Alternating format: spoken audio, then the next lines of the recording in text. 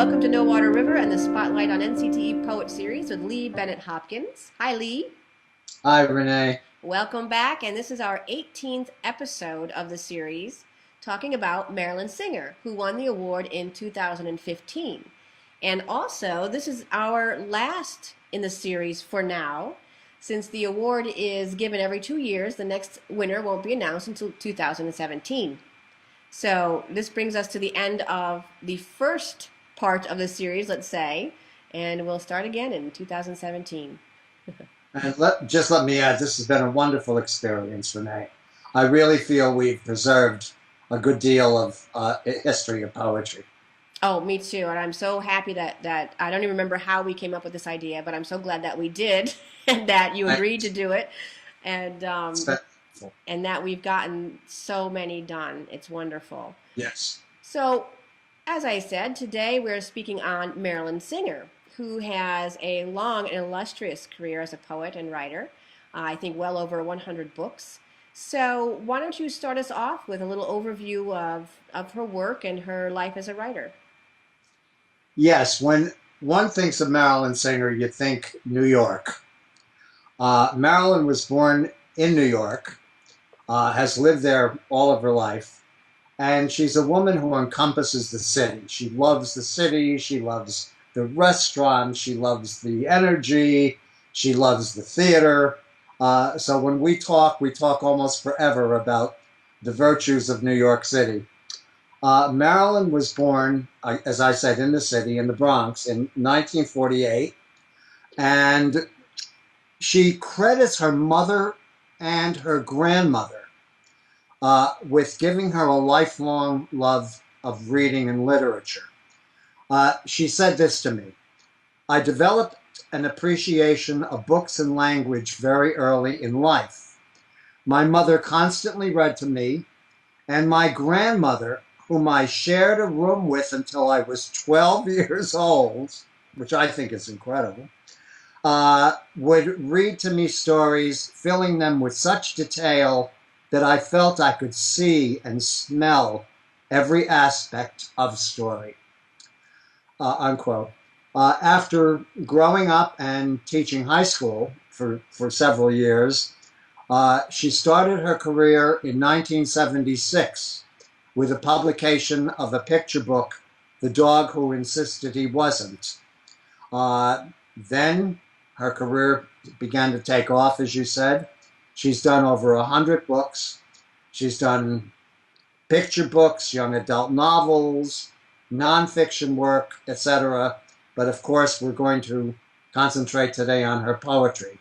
And she has published to date well over 30 volumes of poetry. Her first book of poetry was a book titled Turtle in July, which came out in 1989. And it was rather an auspicious debut. Not only was the poetry rather extraordinary, the book is beautifully illustrated by Jerry Pinkney, who of course is a Caldecott Award winner. And the book, unfortunately out of print, but is as gorgeous as a book could be. To give you an idea of her poetry magic, and again, it is an auspicious debut, when one reads poems like this: April is a dog's dream. April is a dog's dream. The soft grass is growing, the sweet breeze is blowing, the air all full of singing feels just right. So no excuses now, we're going to the park to chase and charge and chew, and I will make you see what spring is all about. I mean, it's a beautifully written verse. And I love this one on cow. Again, this is a book of animal poems going through the cycle of the year. This is called Cow. I approve of June, fresh food to chew and chew and chew, lots of room to move around or lie down, not too hot, not too cold, not too wet, not too dry, a good roof of sky over me and my calf, who's now halfway up on new legs. He'll want a meal real soon. Yes, I approve of June. Again, a marvelous collection. We can't naturally talk about all of her work, but just to show a diversity. And this one, Creature Carnival, which was published in 2005, was a Lee Bennett Hopkins Penn State Poetry Honor book. In this book, she takes, again, the diversity. Fictional animals such as a mermaid, Godzilla, the Cheshire Cat, gargoyles, etc., and composes a lot of light verse about such animals. Another collection is Rutherford B., Who Was He?, which is poems about presidents. And she has taken every president from George Washington to Barack Obama and has created portraits of all of the presidents. An extraordinary amount of research has to go into a book like this, of course. And this was published in 2014, and it too was awarded the Lee Bennett Hopkins Penn State Honor Book. So she's really taking over my award. She really does have an enormous variety of topics and forms that she uses. And she also invented her own form, I know, called the reverso. And I know that's because I've tried to write one, and they're not easy. Can you talk to us a little bit about that? It's a very difficult form to write. And Marilyn did it in her book published in 2010 called Mirror, Mirror, which is an incredibly beautiful book, both the poetry and the art. The reverso is not too hard to explain because in the back of the book, she gives a note from the author, and in essence, she says, the first reverso that she wrote was inspired by her cat at that time, her cat named August. And just briefly, if you look at one side of the page, there is a poem, and on the reverso, it's the same amount of words, but they're written upside down. An example that she gives, a cat without a chair, incomplete. And then you read it backwards, incomplete, a chair without a cat.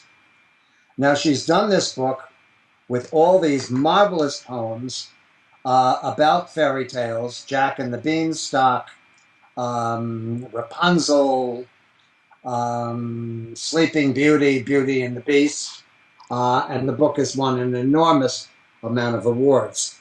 She did, and I'm being punny here, follow this up with a book called Follow, Follow, which are reversos based on fairy tales. And in production right now, a new book that she'll have out soon is called Echo, Echo, which is reversos dealing with Greek myths.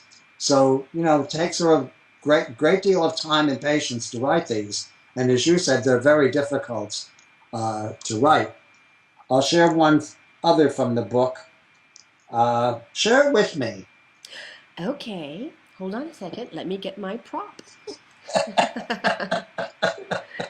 No, I snapped this up when it came out back in the day, 2010, and I did finally write one, but I tell you, it took a long time for a very short poem. It probably would have been up for the Caldecott, but the woman lives in Canada. Oh. So you can't win. Oh, I tell you, I adore the illustrations. This is the one. Gorgeous. We're going to read The Doubtful Duckling. I mean, the illustrations are just gorgeous in this book. I love it. Again, she's in Canada, so she can't qualify for, Too bad. All right. Well, let's do this. So you're going to read the first part, and I'll read the reverso part. Good. All right. Someday I'll turn into a swan. No way I'll stay an ugly duckling, stubby and gray. Plain to see, look at me, a beauty I'll be. A beauty I'll be? Look at me, plain to see, stubby and gray. An ugly duckling I'll stay. No way I'll turn into a swan someday. They're actually incredibly written. They're amazing. They're really amazing because they show both sides. And the other ones that really amaze me, the other ones like the Cinderella, uh, Little Red Riding Hood. They're amazing because the one side is one character, and then flipped over, it's another character. Like it's Cinderella and the Prince, for example. I don't know how she does that. I really Yeah, don't. it's incredible. Genius. Well, bouncing right off the genius that is the Reverso poem, can you tell us a bit about her writing methods, her craft? Can you share anything, any tidbits of wisdom with us on that? Yeah, again, I've known Marilyn for a very long time. I've done several interviews with her for journals, and again, we palled around for many, many years. So we did talk a lot about her craft, which is rather extraordinary. Uh, One quote she gave me was, she said, "I'm emotionally wrapped up in poetry. Poetry lets me get a grip on my thoughts, my life. When I write poetry, I am stimulated and soothed at the same time.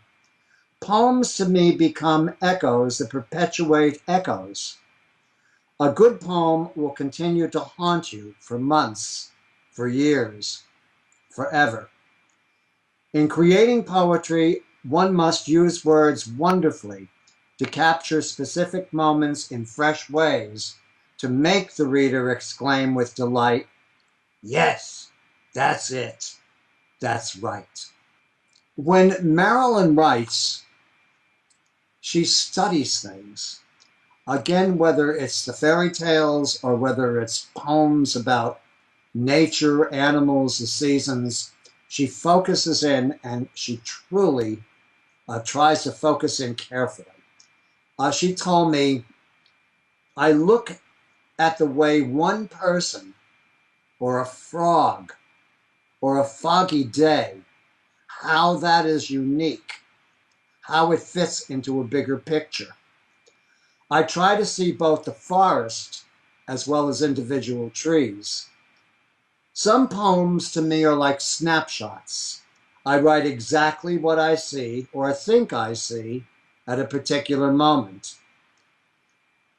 She also offers advice to children and adults and other poets on the craft of writing poetry. And she said, "To write poetry, observe everyone and everything around you.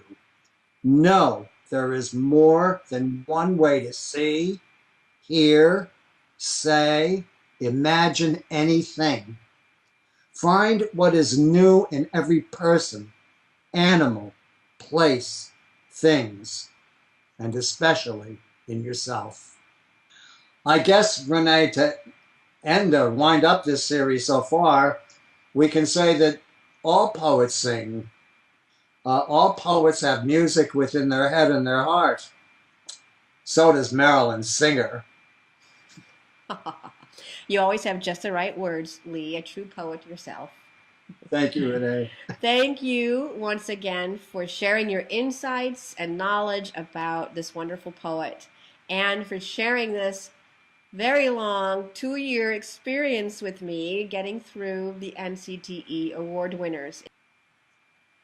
And for those of you watching, thanks for sticking with us through this series, and we hope to see you when we continue it in the future.